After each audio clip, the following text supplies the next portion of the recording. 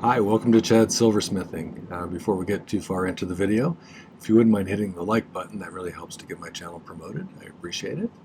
I also love it when people leave a comment with suggestions or ideas for videos. Those things are all great.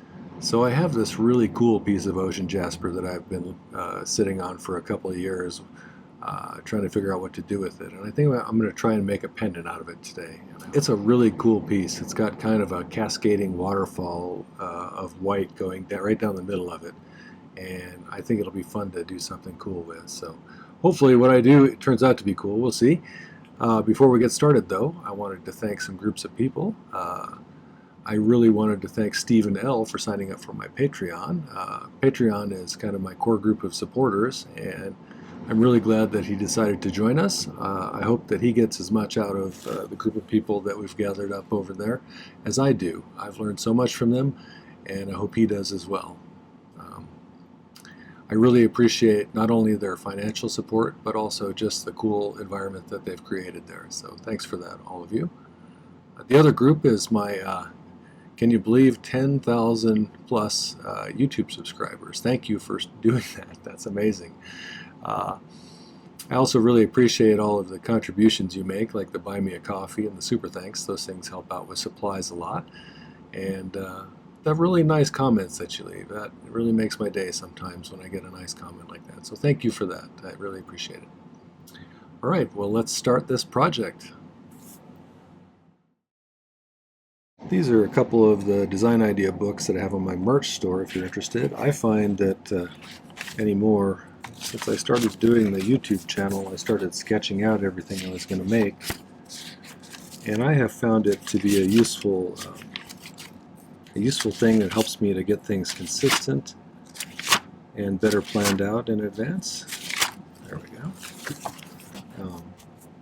It's also got this nice grid in the background that I can use to help me keep things kind of symmetrical. I'm not very good at freehand drawing stuff, so that's kind of nice to have. It's a good way to support my channel if you're interested. There's also some other designs, cover design styles on the merch store, so check those out. Let me show you this fabulous piece of Ocean Jasper. Okay.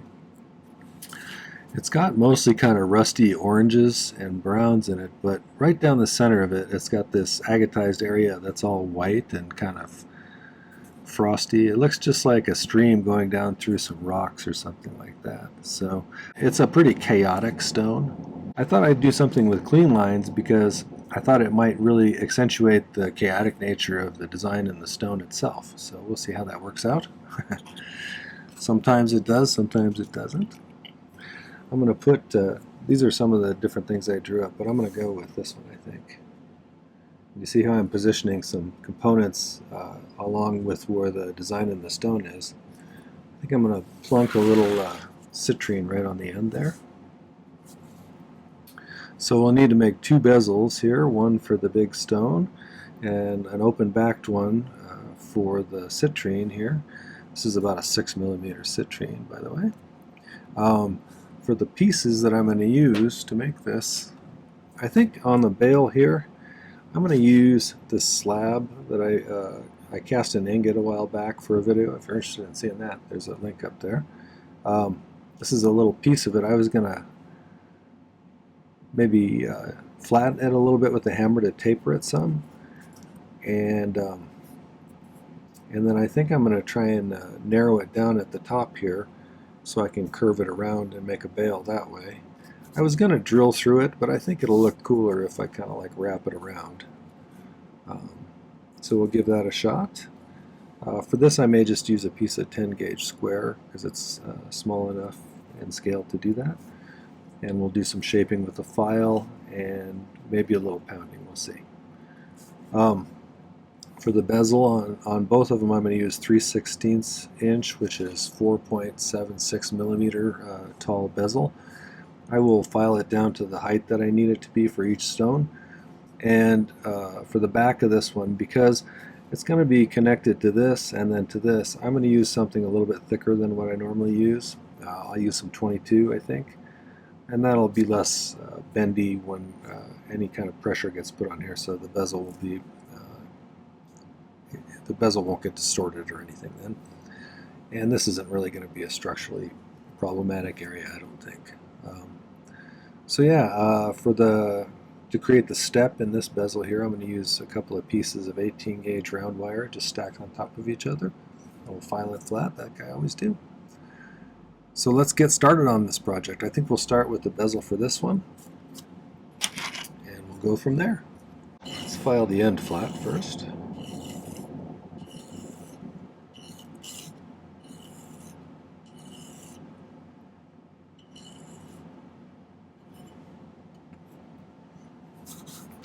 You never want to, when you're doing a stone that has angular shape like this with corners, you don't want to end your bezel on a corner because that one will look way different than the rest, as well as the fact that you're going to have to bend it over the corner slightly in order to set the stone, and if you have the solder joint right there, it's going to make it super hard to do that. So we're going to kind of position the solder joint on the side of one of these long sides. See that? So I'm just going to pick a spot over here.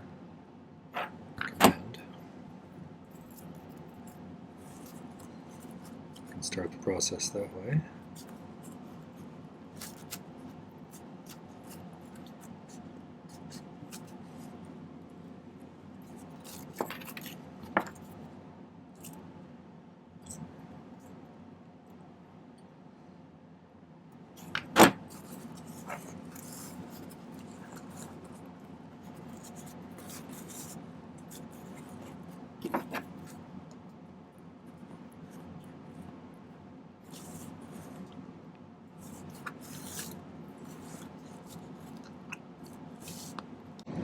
You don't want to have a lot of extra space in your bezel with an angular stone like this because there's no place to compensate for any extra that you have.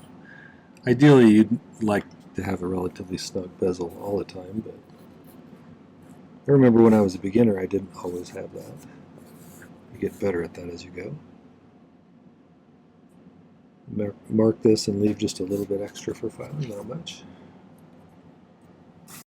These are Fisker's craft shears. I get asked about these a lot. They're nothing special. You can find them at hardware stores and places like Target, I think. Hobby stores.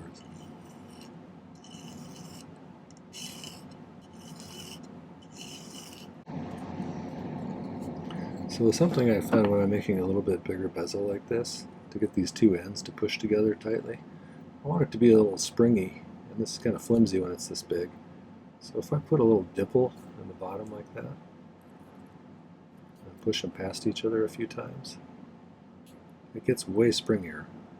I can get these two ends pushing together nicely once I have them lined up. I use hard silver sheet solder for pretty much everything, and I use a spray-on liquid flux called My-T-Flux. My torch is a Silversmith model, which is their acetylene air torch, which is a great torch. I've used this for many years. It's perfect for working with silver, I think.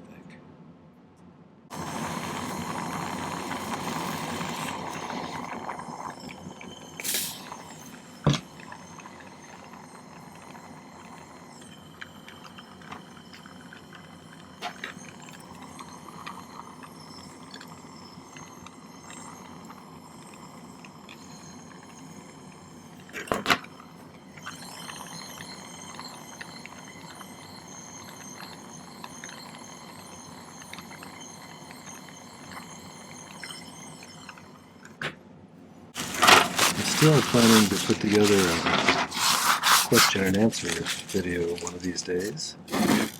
So if you have any questions about my process or just in general stuff, if I know the answer, I'll answer it on a video. If I don't, then I won't, I guess, or I'll tell you that I don't.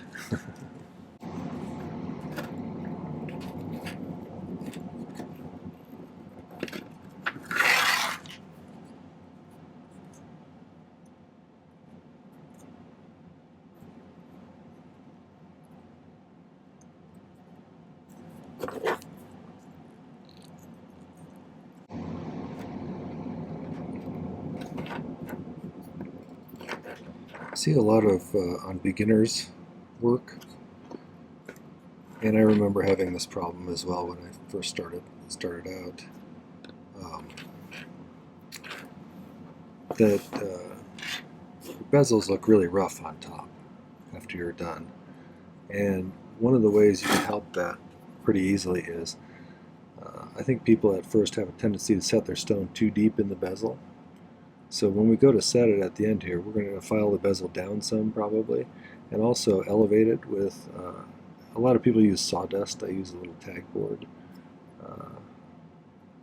It gives it a little bit of compression underneath it, so when you go to set the stone, you can push it down and you get a nice kind of burnished surface on the top of the bezel that looks neat and not mangled. But that's a real common problem with people who are beginners. So if we work a little on making sure to keep that as elevated a little bit in the bezel so it's not getting buried in there, you'll have better luck, I think. So I'll show you the trick I do on corners when we get to that stage. Mine's a 22 gauge here. I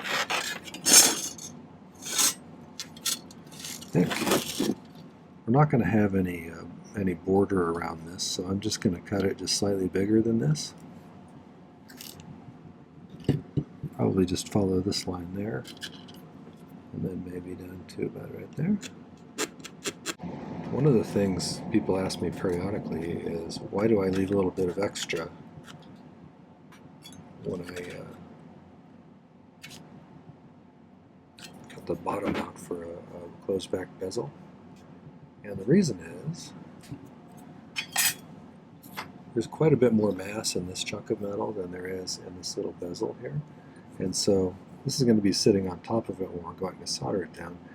And we've got to get both of these up to 1450 degrees to make the solder that I'm using stick to both of them. And so getting this lower, bigger piece up to the same temperature as this little piece that's exposed to the flame on top is super hard because there's a lot more mass to it. So, and that's one of the things about silversmithing that you'll figure out over time, is that it helps you to know where to direct the heat in order to get things to reach that temperature at about the same time. So once I kind of understood that on a deeper level, you know, without having to think about it, soldering things became much easier. If you do have something go wrong, and I do pretty frequently,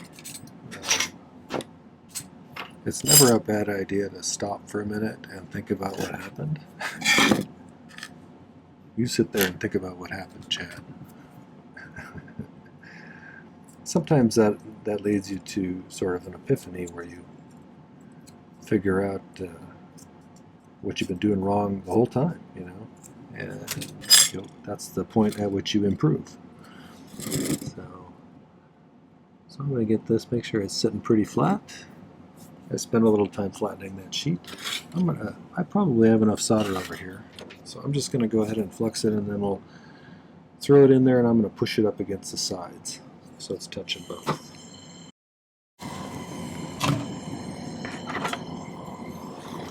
It took me a while to figure out that mass thing for some reason when I first started. It seems obvious now, but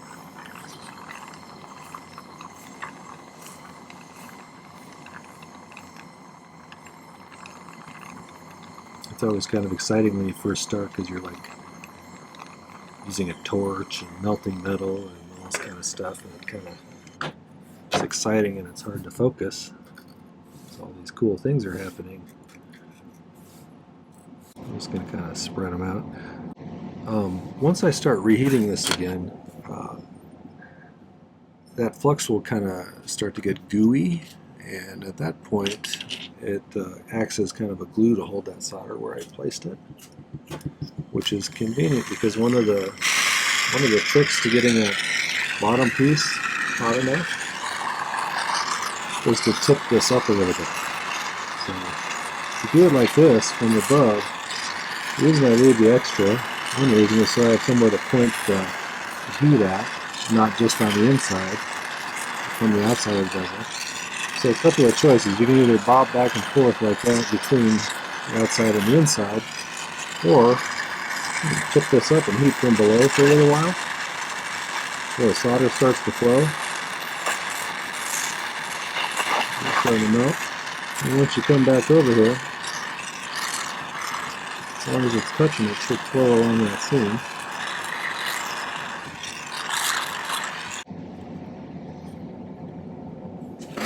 Just going to kind of inspect my solder seam. So I can see right here, a little gap there.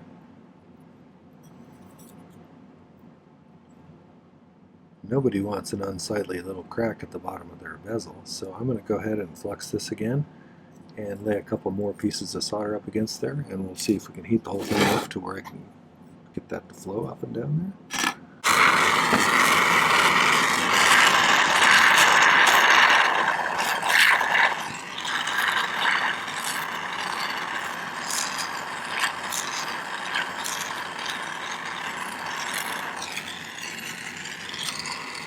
Oh, get a better connection that time. Next, I'm just going to trim this down and file it flush.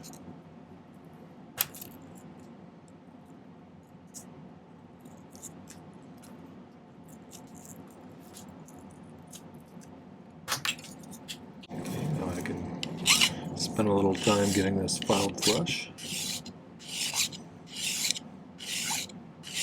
Another way to keep your bezel looking okay is make sure not to file it thin at the top here. It's easy to do when you're filing the edge down like this. If you hit the top too much, it'll start to become fragile.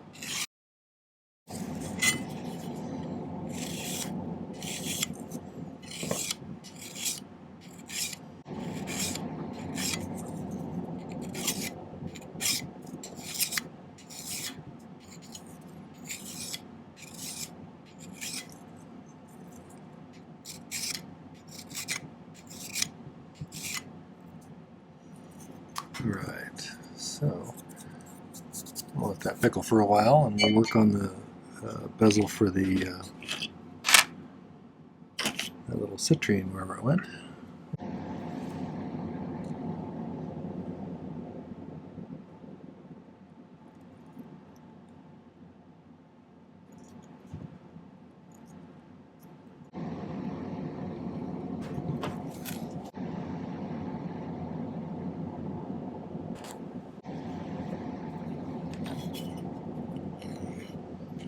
You can use your miter vice jig if you prefer on this kind of thing. On this kind of thing, if you like.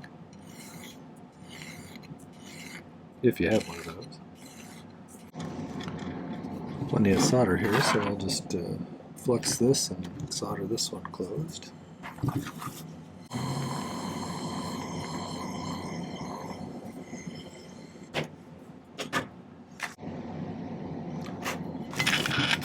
So with a faceted stone, you have this pointed pavilion on the back, and so I want to have that have an open side to the back with a little platform for the girdle of the stone, which is the widest part to sit on.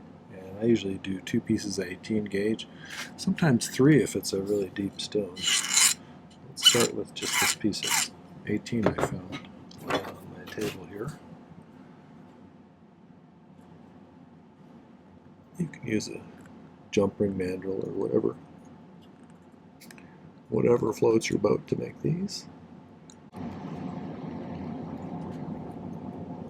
You have to fit snugly in there so that you don't have a little gap at the bottom of the two come together.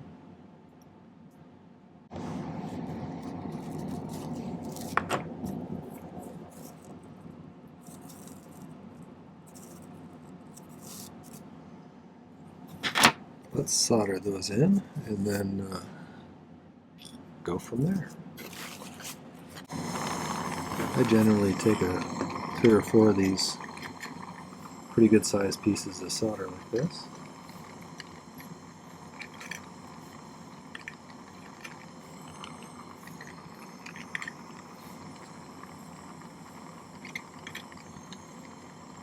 Set it right on top of those so that it's touching all of both the wires and the bottom of the bezel. Just feed around the outside edge like that. You'll see it pull up in there. Once it does, focus in the middle for a second, just to make sure that the solder flows up through that second ring.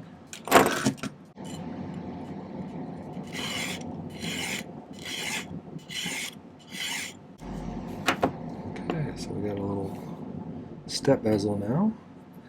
I'm going to throw that in the pickle for a while too.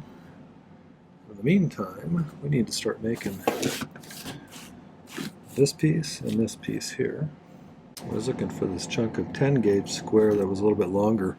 I have a few shorter pieces which would work, but it's easier to file something to a taper when you have more to hold on to like that.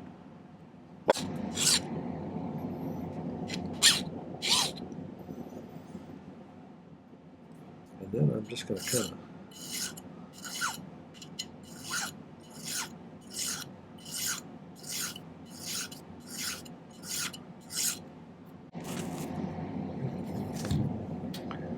let's see.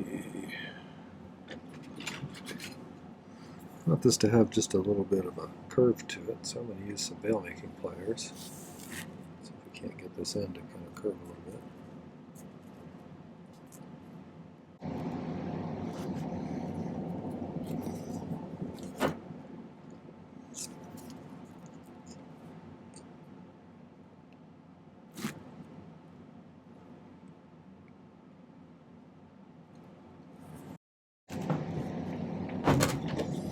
Sometimes when you're bending angular wire, they'll start to twist on you a little bit. You can knock that twist back out of it.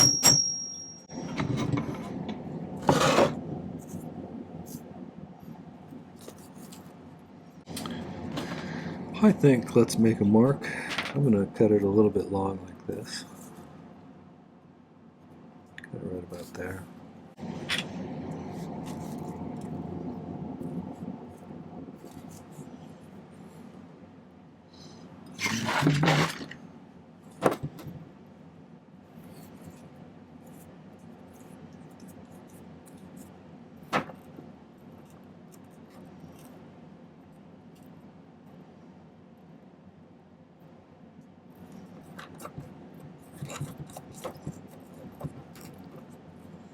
This is a miter vise jig if you haven't seen one.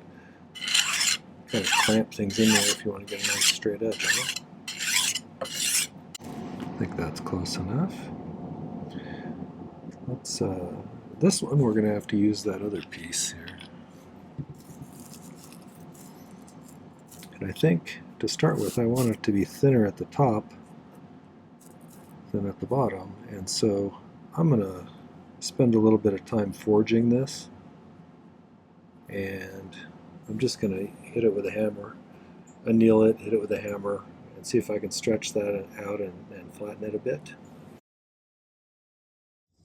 I've got this old dead blow hammer that works pretty well for this kind of thing.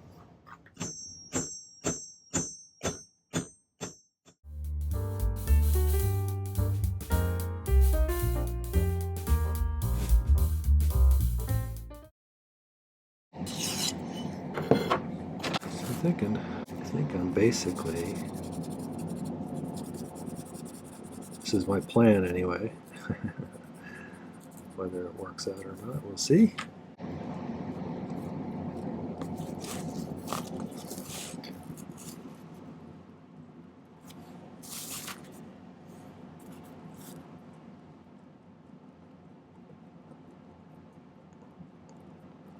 I want this to get thinner as it goes, kind of.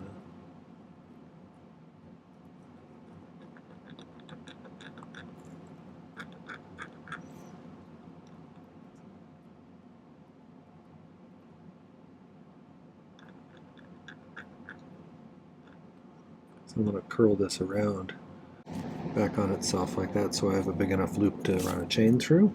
And then we'll cut it off to the length we need it, and then we'll make it wavy like this. Theoretically.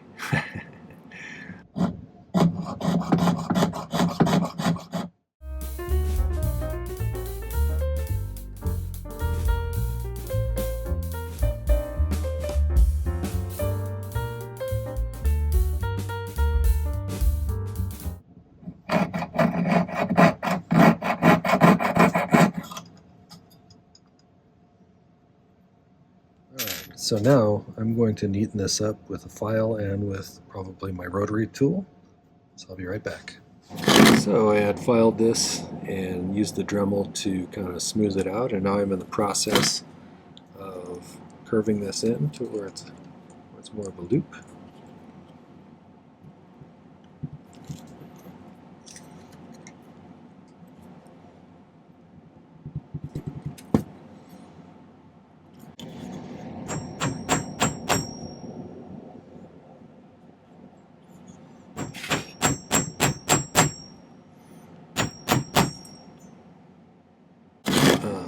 Go ahead and solder this, and then I may file it just a little bit more tapered and anneal it, and then we'll see if we can get it to do the wavy thing that we have in this drawing, where it does this kind of thing. So we're bending it in two different directions. Let's get this soldered together.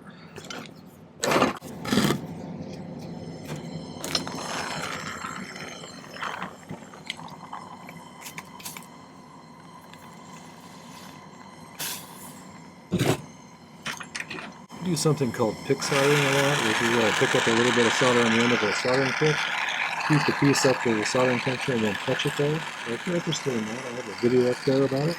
I think it's a super useful skill.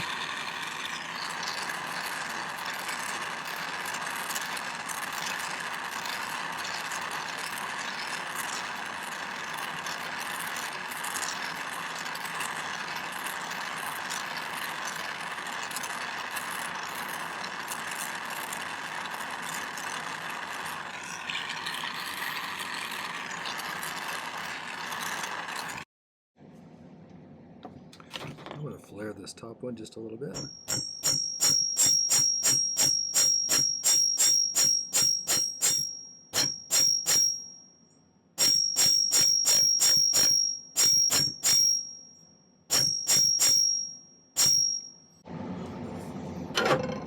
Okay, I think I'm going to anneal this.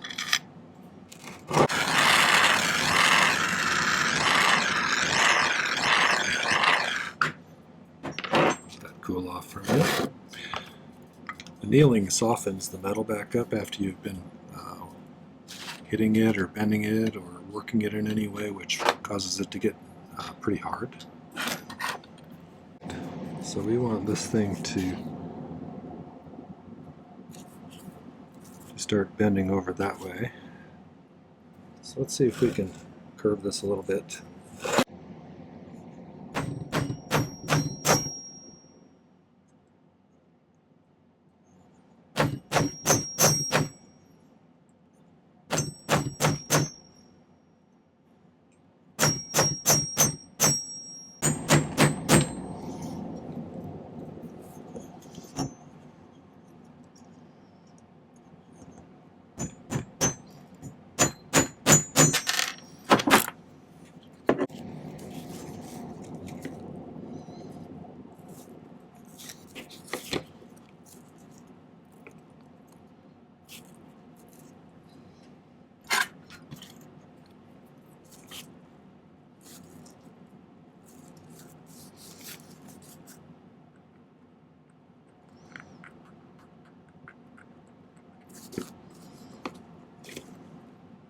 I'm going to try and cut that off right there with the saw.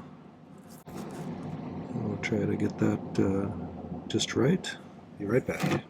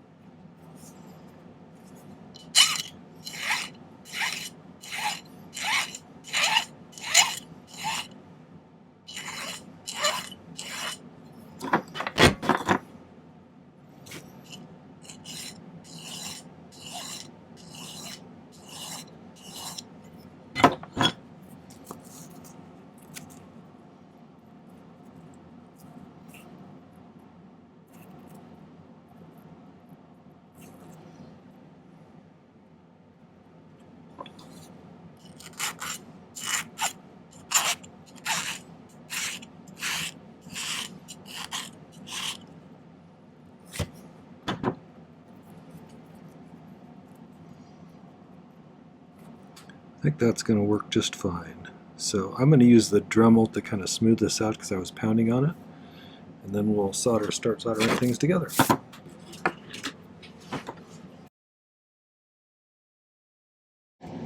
Okay, I've gotten this one cleaned up. And I've shaped so it's kind of sitting like that.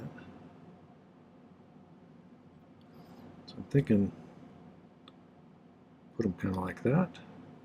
I need to solder this to this one first probably, and then solder that to the bottom. I made a little purple mark where they're supposed to solder to.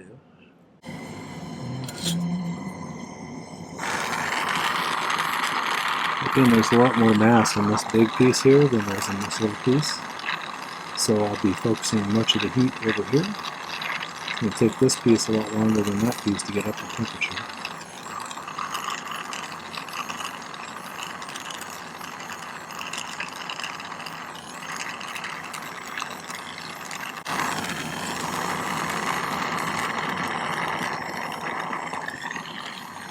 Get this one in.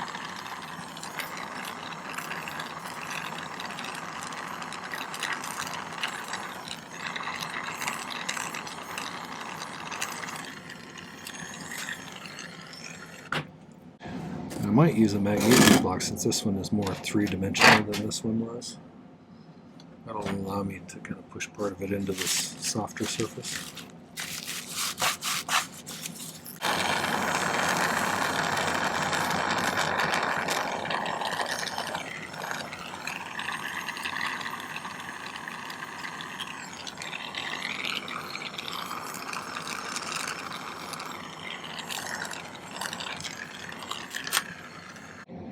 That might look really cool. We'll have to see.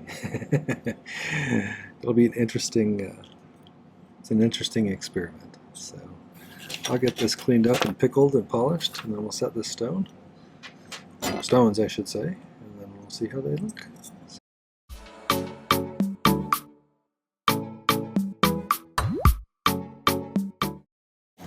All right. So I went ahead and set the little citrine down here. If you want to see how to make a bezel for a faceted stone, I'll put a link up here for you. And the other one I put a little bit of tag board underneath it. On sharp cornered stones, a lot of times I'll thin out the very top edge of the corner here in order to reduce the amount of material that I have to compress over the corner, which keeps it from wrinkling. But these are rounded enough, I don't think I need to do that. So I do this unconventionally, so I usually use the flat side of the chain nose pliers. A lot of people use a bezel pusher to push this down. I usually start with the corners a little bit, especially on a straight-sided stone like this.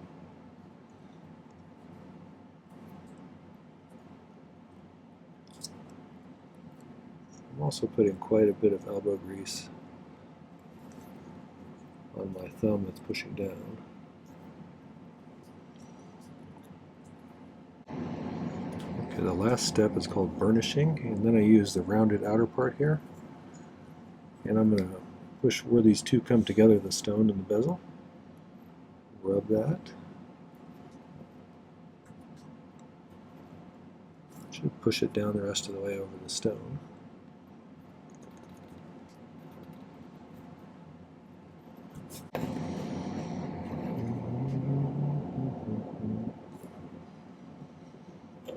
Okay, so it hangs okay. So that's kind of what I was doing. I'll put it on a chain and get some better pictures and put them at the end. So. Well, that was the Ocean Jasper waterfall looking pendant. I hope you enjoyed that. If you did, make sure to hit the like button before you leave. I really appreciate that. And leave a comment. Let me know what you think. You know, I like suggestions for videos, constructive criticism. All of those things are useful to me, and I appreciate it. Before you leave today, you might consider watching a few other videos. I have 300 videos up now, so If you go to my playlist page, you'll find them organized into some ways that makes it a little bit easier to navigate that many videos.